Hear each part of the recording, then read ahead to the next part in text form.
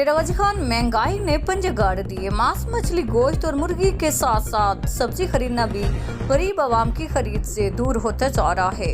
इस सिलसिला में देखते हैं अदनान अली मुर्तजा की ये रिपोर्ट। डेरा गाजी खान में भी महंगाई ने पंजे गाड़ दिए। मांस, मछली, गोश्त और मुर्गी के साथ साथ सब्जी खरीदना भी गरीब आवाम की खरीदार से दूर होता चला जा रहा है। आलू, प्याज, अदरक, बैंगन, गोभी और टमाटर की कीमतों ने ऊंची उड़ान भर ली। जिला भर में महंगाई का राज बरकरार।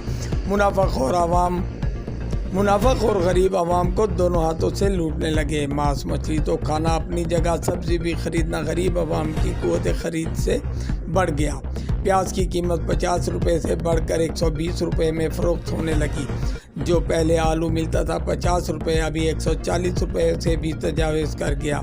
इसी तरह टमाटर की कीमत में 150 रुपये पर आ पहुंची। इस कमरतोड़ महंगाई के मारे शहरियों का कहना है कि आला हकाम और ज़िले इंतज़ामिया को चाहिए महंगाई की शरह में कमी लाए, ताकि सैलाब से सताई हुई गरीब आवाम 2 वक्त की रोटी खा सके। Adnan Ali Murtaza, our news, Dera Ghazi Khan.